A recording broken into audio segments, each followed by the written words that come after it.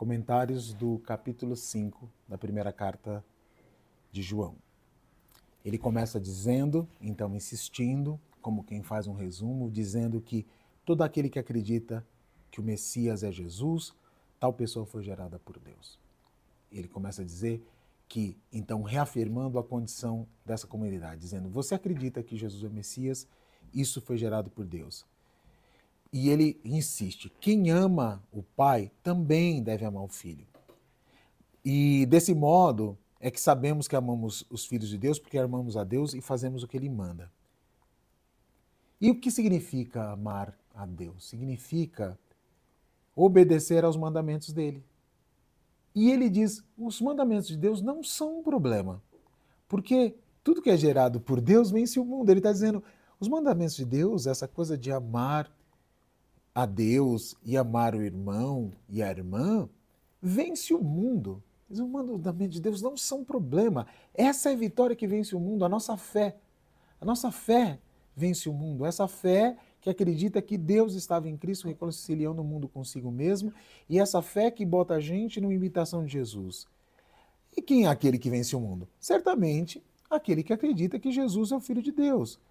E isso me parece tão maravilhosamente verdadeiro, porque é como se dissesse, como que a gente vence o mundo se a gente não acredita que Cristo veio em carne, que Deus estava em Cristo e que Cristo ressuscitou dos mortos? Como é que a gente acredita nisso? A gente vai dizer, o mundo é só um mundo das suas contingências. Esse atravessamento de Deus na história através do seu Filho é que vence o mundo. Não há como vencer o mundo sem crer que Deus atravessou na história e que Deus encarnou e que Cristo ressuscitou, o próprio Deus o ressuscitou dos mortos. E aí ele diz uma coisa linda, que Jesus, o Messias, é aquele que veio como na criação, como dessa maravilha que é essa mistura entre céu e terra. Ele veio por meio da água, que é o batismo, por meio do sangue, que é a sua morte na cruz. E não só pela água, mas pela água e pelo sangue. É a combinação. É como se a gente dissesse também, quando eu penso em água, eu penso na ideia do nascimento, na ideia da geração da vida. Ele nasceu, ele veio pela água, mas não só pela água, mas também pelo sangue. E ele morreu. E é o Espírito que dá testemunho, porque o Espírito é a verdade. E há três testemunhas, o Espírito, a água e o sangue. E eles concordam entre si. O Espírito que dá testemunho é a pomba que desce sobre Jesus, quando se ouve do céu, esse é meu filho amado, em quem tenho prazer. O Espírito desce como uma pomba, lembra? Uma pombinha, um desses pássaros de pouco valor comercial, diferente da águia romana, a pombinha que desce sobre ele. E é isso que dá testemunho, o Espírito, a água e o sangue, e eles concordam entre si. Olha que coisa linda. E se aceitamos o testemunho humano, e ele estava dizendo, sabe que ele passou o livro todo dando testemunho? E ele está dizendo, e o testemunho de Deus é muito maior. Está dizendo, olha, Deus mesmo confirmou. É o testemunho de Deus, o testemunho que ele dá do seu filho. Ele que dá testemunho do seu filho.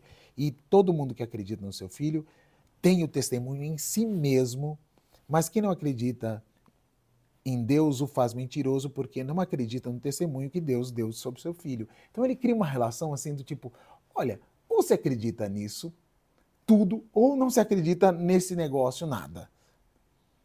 Deus nos deu a vida da era por vir e essa vida está no seu Filho. Todo aquele que tem um filho tem vida. Quem não tem um filho de Deus não tem vida. Essa é a radicalidade do que ele está dizendo. E aí ele vai terminando o livro dizendo que escreve essas coisas para os que creem no nome do Filho de Deus e para que vocês saibam que vocês têm de fato a vida da era por vir. Ele diz, olha, eu estou escrevendo para que vocês saibam isso. E essa é a confiança que a gente tem diante dele. Se a gente pega de algo de acordo com a sua vontade, ele nos ouve. E se sabemos que ele nos ouve em tudo que pedimos, sabemos que já possuímos o que temos pedido a ele. Isso aqui foi incrível. Porque ele está dizendo assim, você já possui. Você tem pedido a Deus? Você tem falado, você sabe que ele te ouve? Então, se você sabe que ele te ouve, você já tem tudo, se você já possui tudo que tem pedido a ele. E aí ele vai tratar desse tema delicado, que a gente não sabe bem nesse tempo, que é o tal pecado mortal. Ele diz que quem vê um irmão ou irmã cometer um pecado que não seja mortal, deve orar por ele e Deus, então, concede perdão.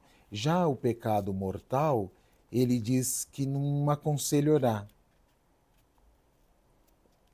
A gente não sabe muito bem o que é isso, mas eu arriscaria pensar com vocês aqui, à luz do próprio livro, que provavelmente isso está se referindo a isso que a gente chama de pecado contra o Espírito Santo, que é você recebendo a mensagem de que Jesus é o Messias, você simplesmente dizer assim: eu não quero, eu odeio o fato de que Deus possa encarnar numa pessoinha de Nazaré. Eu odeio essa manifestação de Deus. Sabe Mozart e Salieri?